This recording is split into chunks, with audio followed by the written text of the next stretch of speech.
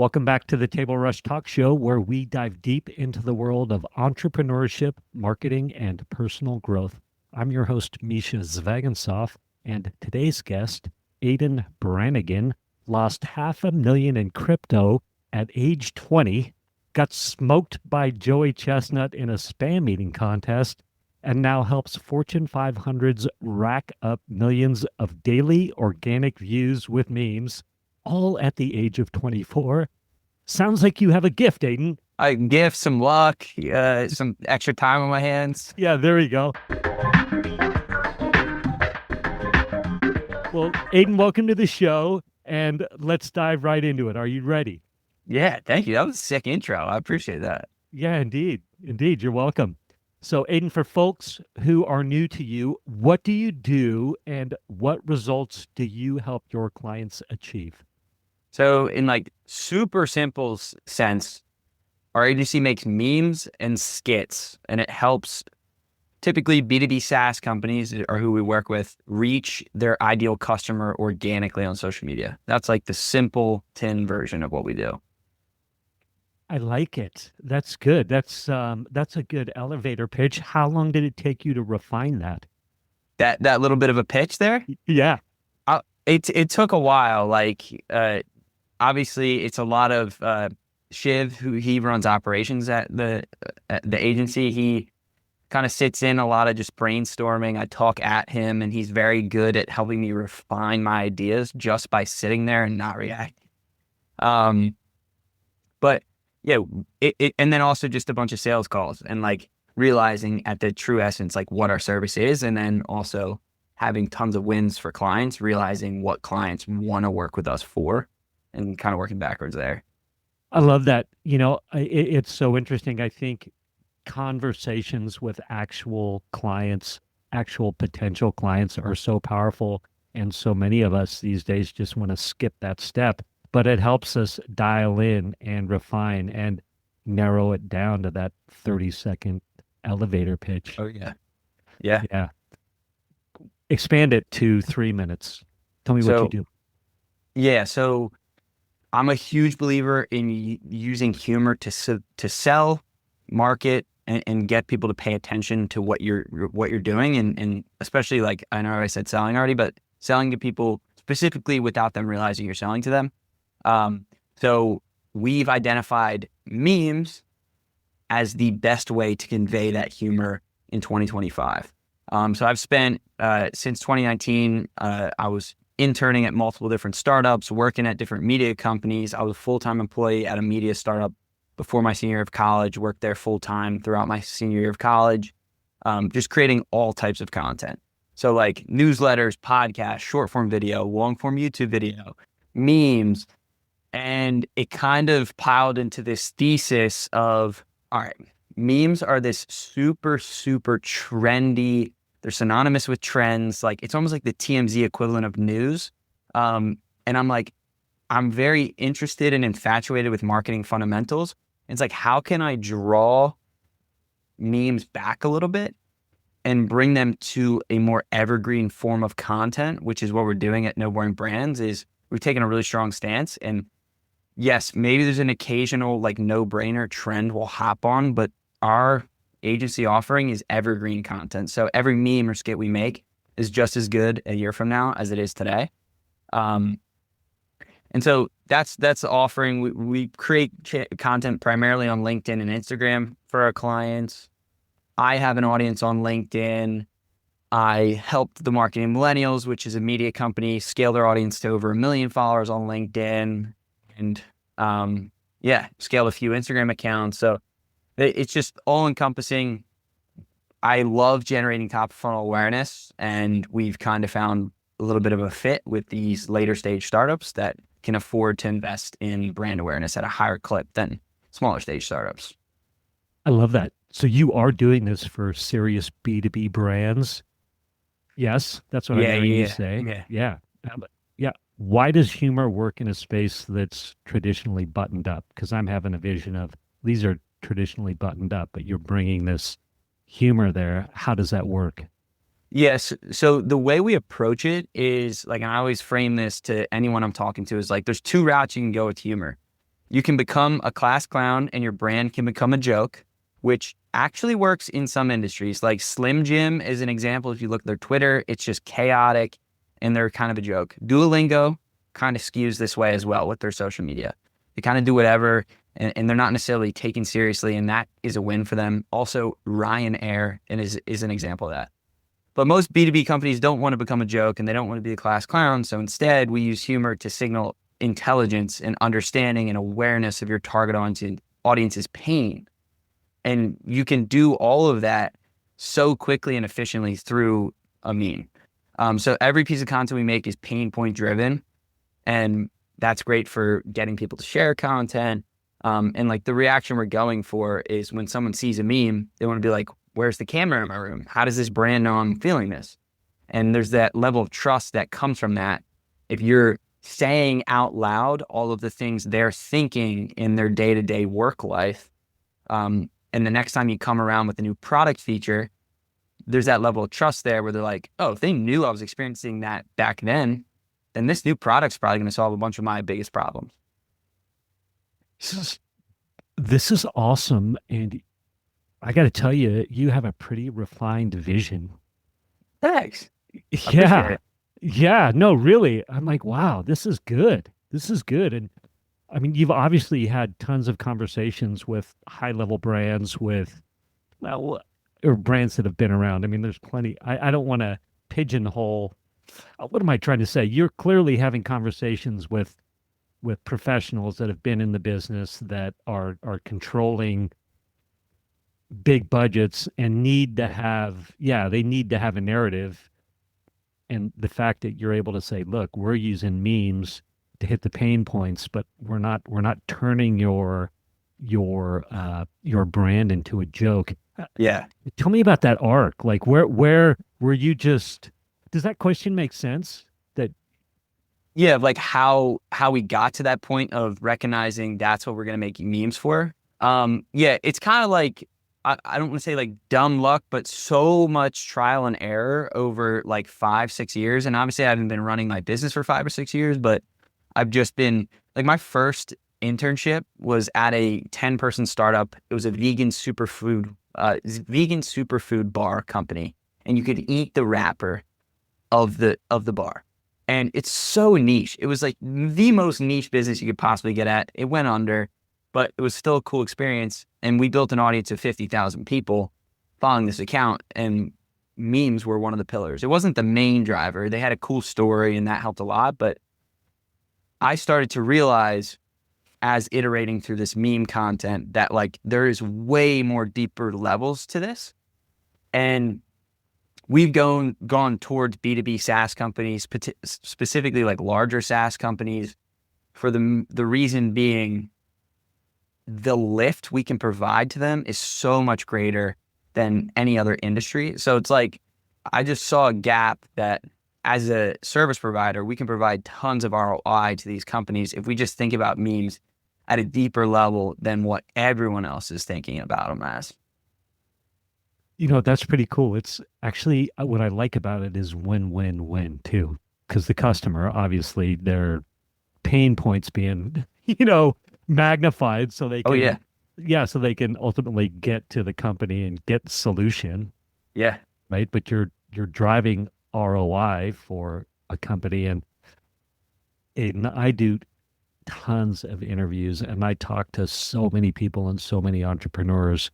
And the fact that you can clearly quantify ROI, that's a powerful place to work from. So that's super cool. So what a win for you, win for the company, win for the customers. So love Yeah. that. Props to you, man. Thank you. Yeah, that is Appreciate it. awesome. Yeah. You have a quote of moving at the speed of culture, or move at the speed of culture. Yes, I'm not misquoting you. Yeah. So that is something that like when we originally, so I ran this business for a year without a website, no branding or anything, worked with 25 plus brands. And then I quit my full-time job and then did like a public launch December end of 2024. And that was our positioning. It's like, we want to help B2B brands move at the speed of culture. And that is something that we saw them struggling with, right? Like these B2B companies move slower, and they can hire us and they immediately add an arm onto their business that allows them to act on the creative ideas. We've slightly pivoted away from that terminology, like to my point earlier, like really doubling down on evergreen content. And we see moving as the speed of culture more aligned with trends and making sure we cover every corner of the internet. Whereas now we're like, how do we just bring a net new idea to the timeline that is a banger? And so we're doing that with every piece of content now.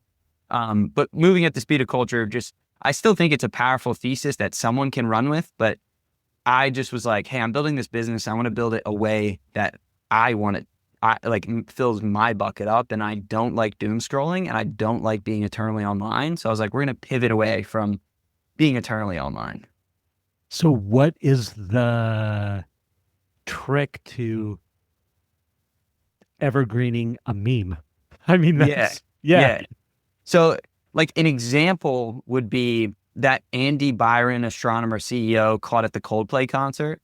Like every single company and their mother hopped on this trend, and they just used the image of him with the HR lady, and it's like, boom, you slap your logo on it, you somehow tie it back to your enterprise SaaS solution, like whatever. Great. It's a quick hit. Bill Harper talks about this. He's someone I'm connected with, and he calls it the crack of the industry. It's like the quick hit, but it's not a long-term brand building play where you can kind of bring that cultural moment back towards an evergreen piece of content is in a more subtle way. And I'll just give you a direct example. We are scripting this video for one of our clients where it's a scene, it's a mock Zoom meeting, and there's like 4 people on the call, and the associate is like sharing a screen and is like, for our next go-to-market push, I see 3 main channels. The first one is obviously cold email. Second one, organic social. Third one's kind of like this loose idea I have, but I think it works, and it's dating apps. And everyone's like, what? And the boss is like, what, dating apps? Like, which ones? And he's like, look at all these prospects. And he's swiping through his prospects, and let's say it's Tinder. He's swiping. The third one is his boss. And he's like, wait, Dave, is that you? Like, is that you on this dating app? And then the boss is like, all right, guys, I have to come clean. I'm sorry. I got 2 tickets to the Coldplay concert. My wife said she didn't want to go, so I'm trying to find someone to go with. And then it just ends like that. So it's a video that does subtly reference that cultural moment, but the greater message there is sales and marketing misalignment. And that's a more evergreen concept that in 5 years from now, regardless of what tools we're using or what cultural moments there are, that is still something that will exist. So that's how we navigate, like, all right, that's obviously a huge event that happened. Let's make an evergreen piece of content from it. A year from now, we can definitely post that video and people will think back, oh my gosh, I remember when that happened. And it's still like a funny thing. So that's how we do it, like a sneak peek into the strategy there. That's amazing. Did you wake up in the middle of the night with that idea, or how do you iterate that? That one specifically sat down with one of our creators, Seamus, who is hilarious.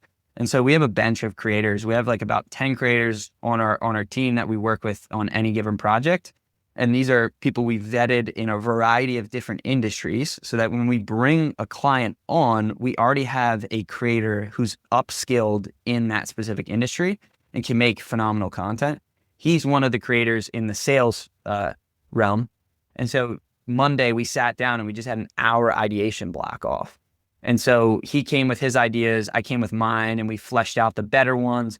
Like I could share my screen and show you all the bad ideas we have. And we had a call with the client today and ran through those bad ideas, and she picked it apart, but she did like that one, that example. So it was just kind of iteration. Like I had the first idea of talking about a go-to-market push. And then Seamus is like, all right, what if we have a crazy channel in that go-to-market push? And then he thought dating apps. And then it kind of all came together and we're like, wait. And he was like, we need to have a cue back to that astronomer CEO. Yeah, that's just cool. I love this.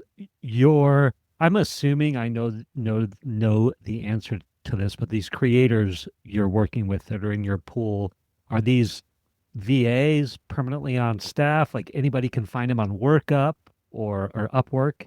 Yeah, so that's a good question. So about 6 months ago, we were at a pivotal point in the agency. We're like, do we bring on full-time creators? Do we bring on 2 or 3 full-time creators? Or do we work with a bench of creators? And we chose to work with a bench of creators. So these are all contractors. They're not influencers. They don't have audiences on social media. We found them and they were at roles at companies that were in specific industries. And so that's our value add. Like, people can't find these types of creators. So Seamus is a phenomenal creator, but it's not like he has an audience on social media, at least yet. Like, if he wanted to, he could have an audience on social media like that. And he does post every day now. But that's what we do. So we even have a creator who creates content in like the solar panel niche. And we actually had a solar panel client. And so that's how we found her. So yeah, they're all like random niche experts, and they don't create content on themselves. They're not freelancing publicly. They probably have other jobs, and this is like a cool side hustle for them. That's great. Excuse me, common age theme throughout your bench, or is it 20 to 70? No one's 70 yet. We have, I would say there is a common age, and it's they're typically 25 or 30 years old. We have a few creators that are over 40. We have 2. We're really like, that is something we want to diversify, because when we do those mock skits, like Zoom skits, to have age dynamics and different background dynamics, like even like different races of people, like it just makes it so much more real. And most of my network is just like 24-year-old sales bros that I can find, and like they all look like me and talk like me, and you can only have so many of those. So we're trying to like deepen those dynamics and get different types of people for sure. I love it. Is this what keeps you up at night? Yeah, like honestly, yeah. Right now, I'm trying to get 2 creators on a project right now. Like they're really good, and they have tons of expertise in this very narrow area. Hopefully they sign the contract this week, but yeah, it keeps me up at night sometimes for sure. All right. I think we're going to press on here because I could keep digging. I'm actually like, now I go, oh, there's a formula to find these creators, right? To build your bench. But you're like, no. That's the secret sauce. Yeah, that's the value add. Cause like when brands, that is one fear we had. It's like, all right, if we don't have these creators full time, then the brands we work with are going to be like, we could just find these creators on our own. But we go a step deeper. These aren't creators creating content actively. They're people who have the capability to create content. We found them, and then we set them up in a process to make their content creation very streamlined and simple. And we upskill them. The brand doesn't need to do any of that. Love it. Excuse me. So you're 24. You've got some urgency and some drive. Where's that come from? 30 seconds or less, or give me a minute on that. Like I know I am blessed, and one of my biggest fears is not maximizing the gifts I've been given. So it's a little bit of fear driven, of like, out of respect for whoever gave me my capabilities, is to like maximize them. So that's like one thing, is like, I've been given this opportunity. I can't squander it. So like, I need to work hard, need to move forward. Also, I love the feeling of providing for people, and like the idea, like my parents are both, they like can absolutely fend for themselves. They're phenomenal parents. Like, but like, you know, if I could help them out here or there, maybe hook them up with something cool. Like, we just went on vacation. I paid for one of the dinners, even though my dad wanted to throw up and he was so pissed off, but he still loves me. But those are like the 2 big things, like wanting to provide and then just not wanting to squander the blessings I've been given, like straight up. It's beautiful. Before you were running a creative humor agency for billion-dollar companies, that's a true statement, yes? Yep. We even worked with a $100 billion company. Dude, that is insane. How fun. Hey, I appreciate it. So you were a 20-year-old just 4 short years ago, or a lifetime ago, whichever way you want to look at it. Yeah. You were a 20-year-old losing 500,000 in crypto. Take us back to that season. What's going on there? Yeah, that's just called being an idiot, but That's what comes with being 20, I think. So as far as this like run through like 2 years, I worked at 8 different companies. Like they're all internships, and I was just making all sorts of content. One of them happened to be at an agency that was working with a crypto project, and the crypto project was paying the agency in the coins. And so the agency was paying me in the coins. And so I was getting paid this crypto, and like I think I was getting paid like the equivalent of 1,000 USD per month. And after a few months, had a few $1,000s in this crypto, and something went crazy nuclear on Reddit, and the price of this crypto absolutely skyrocketed. And suddenly my like 10,000 like coins of this or whatever, I'm not going to mention the name just because like they are in some deep doo-doo, but I suddenly had $500,000 in a crypto wallet, and like I could have cashed out, but me sitting in my car with my girlfriend at the time in a Toyota Camry that my parents so gracefully let me have in high school, was like, I need to get a new car. Like, and thinking, I'm going to let this go. It's never going to come down. And then like 3 short months later, I had about $150 left over. So I cashed it out, and then, it was like, I'm done with crypto, and now I'm just sticking to different assets. Yeah, The, right. Nothing like a little, the allure of the get rich quick and the allure of it's got nowhere to go but up, and how smart you can feel when it is going up. Boy, but when it comes down, man, it's like, that go ahead. I have screenshots on my phone of the crypto wallet, like at its peak. And like occasionally I'll get Apple will ruin my day and remind me and like show that image. Like, oh my gosh. But it's cool. Like, I'm really glad I learned that lesson. What would have been worse is if like I invested $100,000 of like my parents' money and lost that. This was like, I had some sweat equity and I lost that pretty much. Like 4 months worth of work was just down to zero. So that kind of sucks, but it's a funny story to tell now and like a good experience. And yeah, Heck yeah, I think too. I came into, I've had success and had financial ups and downs, but if I'd had serious financial success at 24, it probably would have killed me because I would not have been able to. I mean, my ego would have taken hold, and who knows, next thing yeah, you know, yeah. like, Um, go ahead. no, totally. Like, that's why I'm so grateful it happened, is because like, uh, when you strike something that lucky, you feel like you're invincible, can do whatever you want. You are special, and like you're better than everyone else. And like that just compounds into all facets of life. And then you become a sucky person. Like, Okay, yeah, okay. I'm 57 years old. All right, I might be your parents' age. I might actually be yeah. older than your parents. Um, But if you and I swapped ages for a month, me at 24, you at 57, what do you think each of us would struggle with most? Ooh, do you have kids? I do. How many kids do you have? Two sons, 22 and 24, actually. So right at your age. Yeah. All right, actually, so then that probably wouldn't be too hard of a struggle for me, like being able to relate to that type of kid, because they're adults now. But um, I don't know. Like, uh,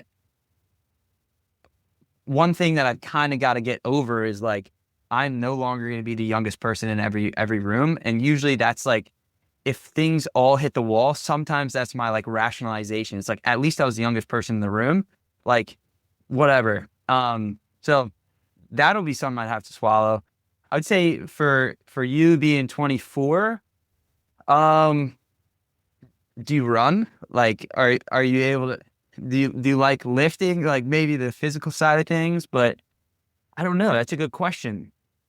Um, like my generation is unique, and there's a weird currency around like social media and followings, and like if that's not a something you've had to navigate before, that's kind of difficult because you'll meet someone who has the same number of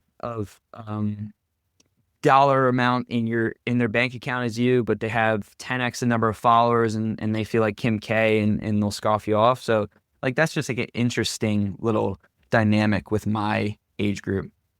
You But know I what? don't, I think those are two great points. One, all of a sudden you're looking at a higher level of accountability, and I can relate to that. When I was in the home loan business for 15 years, sales, and my youth, you can lean on that, right? People, yeah, oh, he's just young, yeah, aggressive, ignorant, whatever, arrogant. yeah, You're like, yeah, yeah, right. Versus now, I'm like, oh man, I kind of gotta take accountability at a different level, and not that one's better or worse, but there's I could see that. typically more. Yeah. Like one thing I think about a lot, like how delusional I was 3 years ago, thinking I knew like everything. And like, I'm so grateful I was delusional because knowing what I know now, I probably wouldn't have started creating content on social media in the way that I did. Like I would have overthink it, like, or overthinked it. Um, but yeah, it is wild. Yeah, I'm thinking on my end too. You did make me, it's really easy for me to disengage from social media because it's such the bulk of my life was pre-social media. So if I Yeah. start getting wrapped up in it, I'm like, what? Like, this Yeah. is silly, It's not real. versus, yeah, it's not real versus having it be like ingrained in me almost out of the womb, you Yep. know? Yeah, that's good perspective. Thank you for that. Yeah. Who's the B2B leader listening right now thinking this is exactly what we need? Okay. All right. Like individual person or like the company or Whatever's coming through, go ahead. Riff on it. Don't be scared. um who's the B2B leader that's thinking this is the I would say Todd at Aligned Up. This he's the B2B leader thinking that this is the solution. We've been so close to getting them on the hook, ready to invest. That and then also the team at Opus Clip. Like we've worked with them before and done campaigns with them before. Um, just we're not working with them right now, and I know we can crush for them. So those two. I love it. I've used Opus Clip on and off, and I'm surprised they are all in on what you're doing or that they're coming. They're literally, that's their thing. They're like, Yes. create content, create viral content, and they're whatever. Yeah, we did a 2 months trial with them, which like we rarely do trials with companies. We're rather like we know this is gonna work on this timeline, so like trust us. But uh there's I was like, I love your guys' tool and you guys are cool, so we'll do a trial. And we got them some wins. I think we did 500,000 organic views on a account that had no organic traction. We did that within 2 months. They just had some internal shifts, and so direction changed. Politics, man, politics, which is Yeah. incredible. It's like I was going to make a football analogy. Like you got two running backs and you got a better one, but the other guy makes more money, so you got to play him. It's like Yeah. this is silly. Like, Yes. yeah. Yeah. So what's the common problem that those two have before working with you? If that question makes sense. Yeah. So, like, one of the biggest problems is they think their perception of organic social is skewed incorrectly. So, when I talk to anyone who wants to start creating content on social, whether it be like a CMO or literally just like a connection, a friend who wants to start creating content, I'm like, what is your timeline for when you think that your organic social media presence will become an asset to you? I'm gonna be like, a month? And it's like, no, like you have to triple, quadruple your timelines with organic. It takes at minimum 3 months to start seeing the type of results you'd like. Anything within that first 3 months is kind of up to a fluke or a luck if you haven't invested in organic social and don't already have an organic social presence. Now, if you take our service into a brand that is already killing on organic social, you plug and play, our stuff is going to do numbers like crazy. But most of the brands we work with don't know how to approach organic social and or are doing it in the very traditional way. And they need a piece of content to supplement the traditional way, like supplement their blog posts, their feature announcements, their new series of funding announcement. And then we come in and we make the content that's actually going to reach new eyeballs. So those are like the two main things. But like the root of the pain that we solve is growth on social media and reaching your ideal customer organically. And so usually they struggle with that. Yeah. How do you decide if a brand is even ready for humor? That's a good question. Um, I always think every brand is ready for humor. I I wouldn't say every brand is ready for memes and skits, but I think every brand is ready for humor. So like I think I mentioned this earlier, like my belief isn't that like memes and skits are the end all be all. I believe it's humor is like the fundamental, like that's the driver.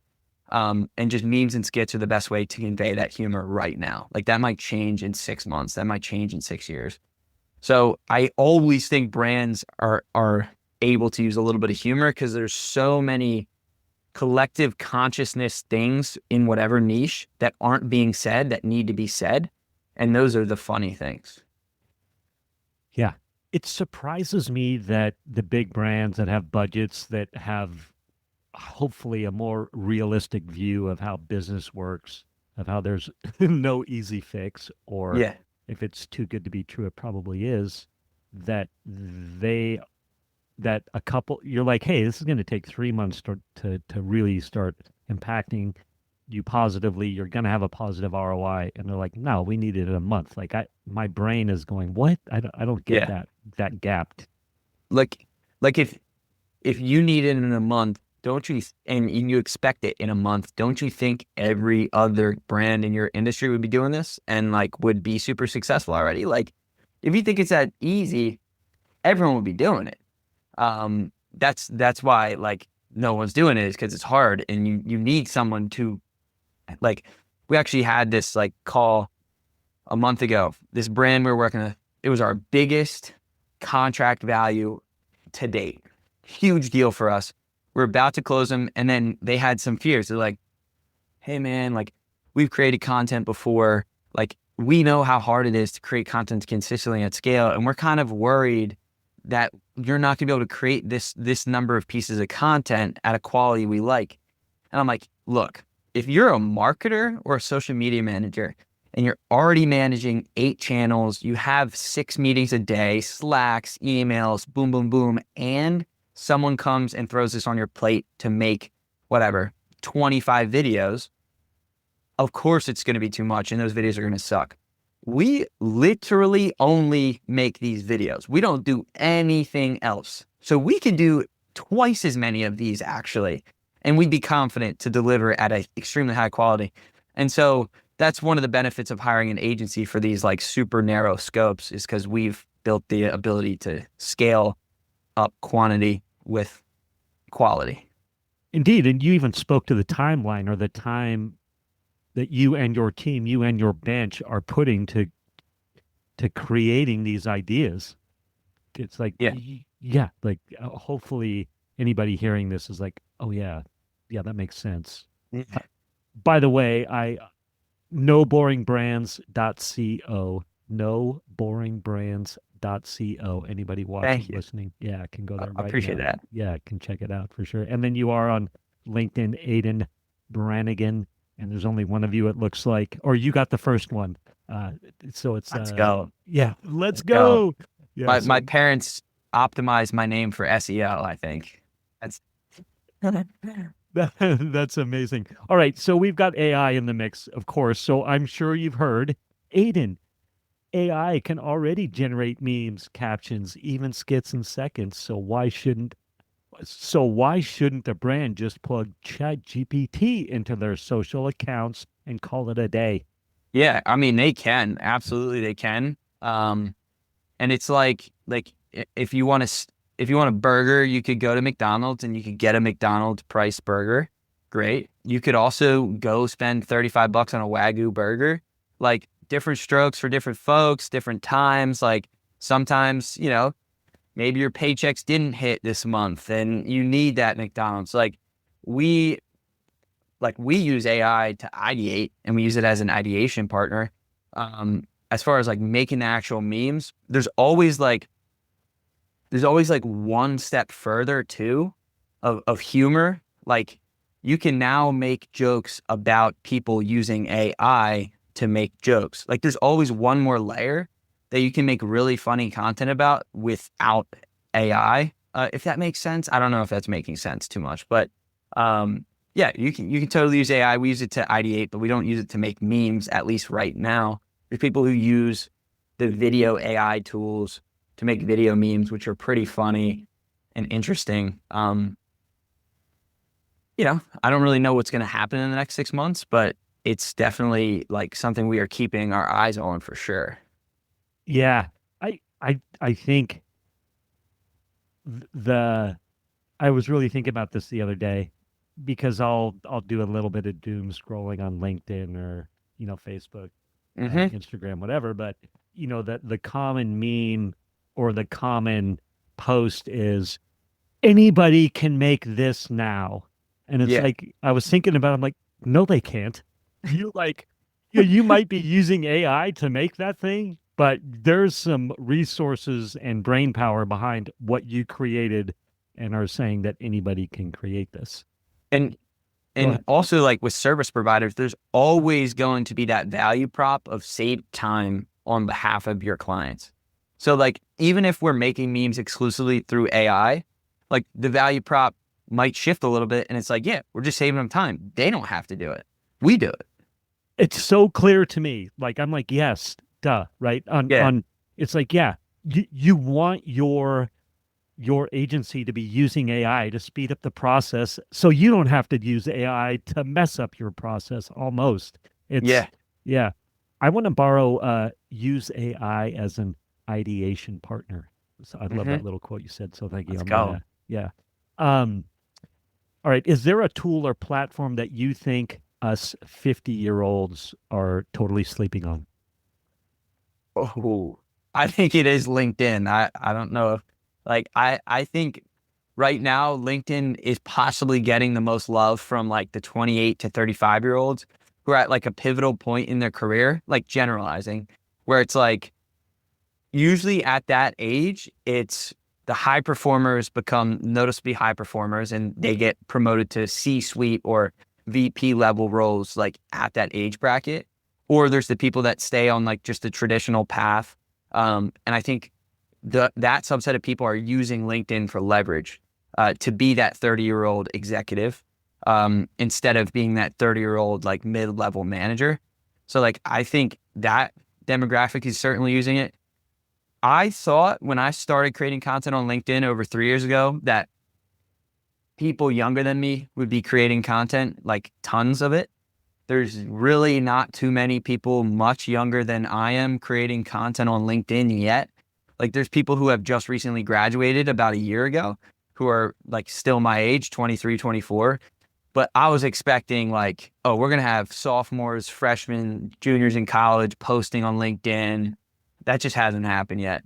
So to answer your question directly, I think LinkedIn is what your age demographic might be sleeping on. Yeah, cool. Thank you for that. Tell me about, I think it's called Trainual. You took them from 5,000 impressions a month to 15 million. Is that your sort of favorite customer success story, or do you have Yeah, others? Or yeah, we have others. They're like the golden child. They're like the first client that took us on. We still work with them 22 months later. Um, so they came to us and they're like, look, we've tried other agencies. We do spend a large chunk of money on paid. We have this audience that we've built of 20,000 that has only followed us through paid ads.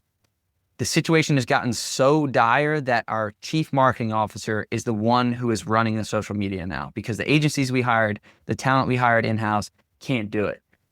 So like this is an effort. Like can we work together to try and blow this up? And so I was confident. I'm like, yeah, I just came off of building an audience of over 1 million on social media via memes. I hadn't necessarily built an audience on social media with a B2B SaaS company yet.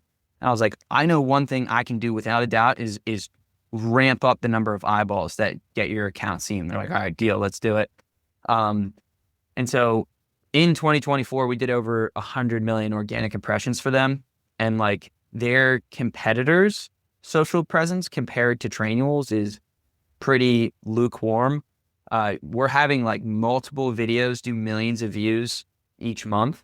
And like on a good month, we're doing over 10 million organic impressions. This month it's down a little bit transparently, but still crushing. And what people are afraid of at most brands is if you go on that feed, you won't just see only viral posts. Like you'll see a random post that has 10 likes. The next one might have 10,000 likes.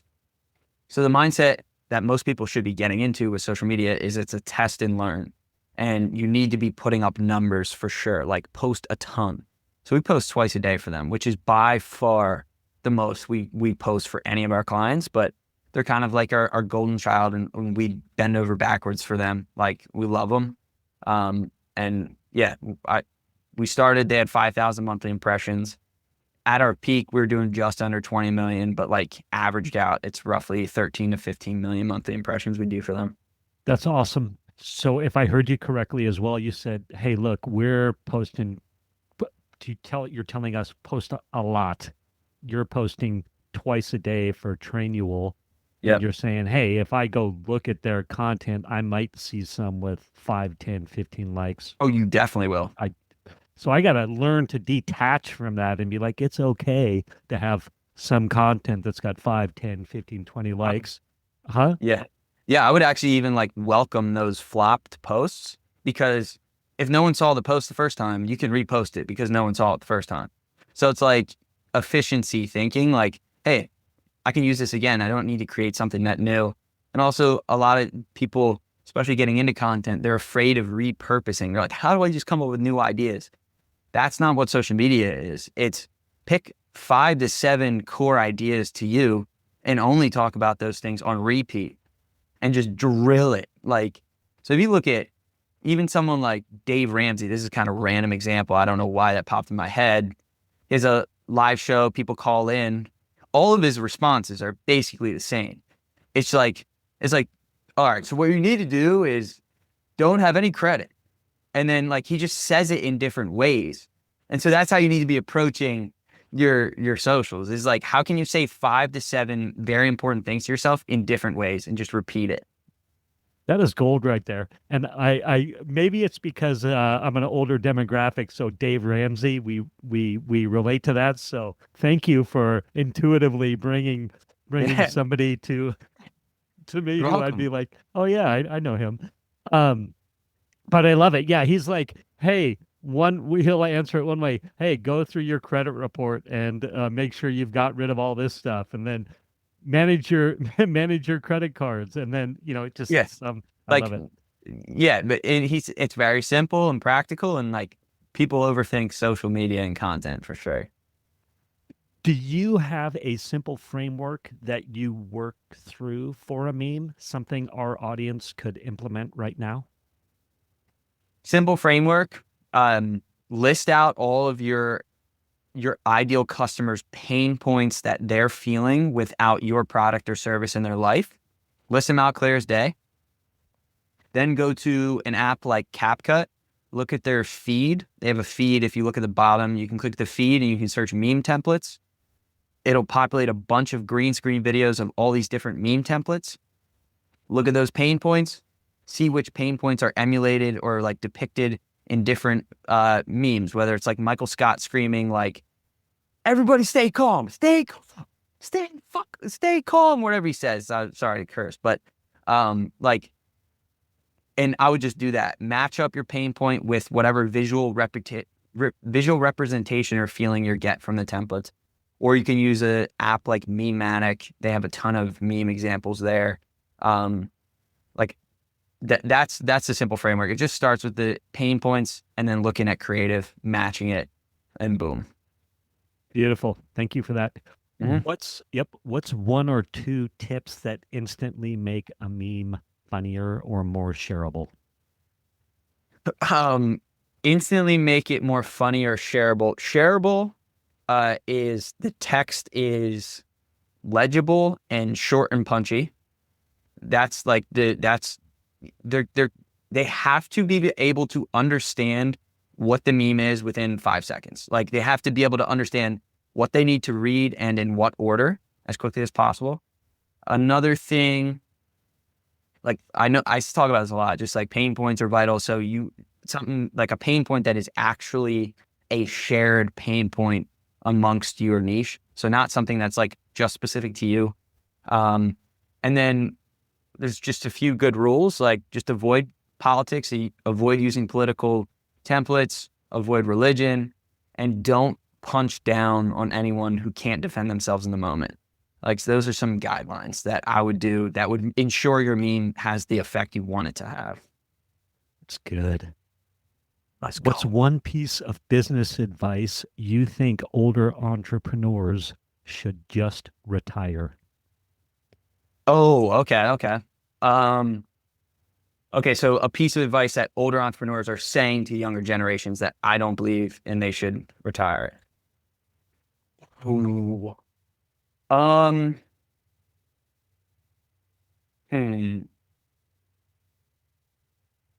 Like I think this idea of mentors and mentorship is slightly skewed. That I don't know if I'm saying like they should like you shouldn't have a mentor. I think you should go about mentorship in a different way than what is like traditional, like find a mentor, have them teach you the ropes. It's more like how can you find someone who is 2 steps ahead of you and study what they're doing and build like a mutual relationship instead of um like you want a symbiotic relationship, not like a parasitic where it's like a bigger unit and you kind of latch on. It's like, how can you just join forces with someone who's slightly ahead of you? I don't know if that's the best answer necessarily though. Cause I don't like, like I really love fundamentals and I love the things that have stayed consistent. And typically older generations are the ones who have those wise insights. So I actually really love like hearing what like the purists of marketing say, like even the ones who were operating before AI. It's good. It's good. Those are good answers. I like the idea of the 2 steps ahead, and it's more of a partnership, learn together opportunity, but you get to leverage that learning that's happening right in front of you Mm-hmm. versus this high horse type of a thing, you know? Yeah. Yeah. My words, not yours. So I appreciate that perspective, and thank you for saying that some of us are wise. Oh, seriously. Like I think one thing, and this is the gap we're trying to fill, like one thing is absolutely ignored when it comes to memes and trends and like skits is the fundamentals of marketing. And like for some reason, people ignore the fundamentals of marketing when it comes to this content. So we're just trying to be like, hey guys, like the reason you're using memes and skits are because they're so powerful. Like we can make them even more powerful if we actually make it like a traditional piece of marketing. Yeah. All right. We are hitting the time wall. So one final question here. Earlier, we talked about that moment you lost 500,000 in crypto. If you had your current creative process and network back then, what part of it would have helped you most in avoiding that loss? Yeah. So if I had, like up until that point, I had made no legitimate money. Every job I had was like hourly or like I was maybe making $400 a month. So I would have known how to handle that and known how lucky and fluky it was and would have capitalized on that short luck and capitalized meaning like just take out the money and put it into something more secure. Um, I mean, also the type of people that I was getting into conversations with were not the type of people that I should have been getting into conversations with. So like now my network is full of people who are building legitimate businesses. They're very fundamentally sound, and like have had multiple exits or are about to have their first exit. Whereas back then I was just like naive and like anyone who would say anything about business, I thought was the smartest person ever. Like, so that would have helped. I could have spotted BS quicker. It's good. I just want to tell you that this has been a lot of fun. I love your uh, perspective, your enthusiasm, and an open mind that you bring at such a young age. So thank you Thanks. for I that. appreciate that. I really do Yeah. appreciate that. Yeah, indeed.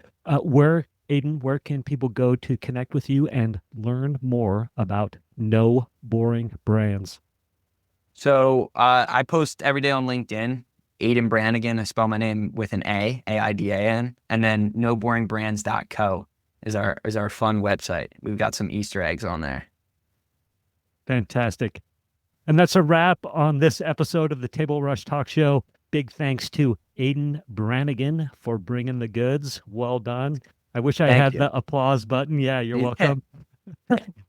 If this episode sparked something in you, share it with someone who needs to hear it. And stay tuned because we've got more conversations coming that will push your business forward one punchline at a time. Let's go. Thank you for listening to this episode of the Table Rush Talk Show.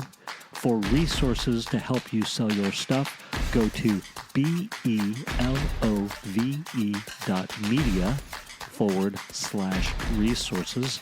That's belove.media/resources. And be sure to subscribe, comment, 5-star, and share. Thank you again for listening.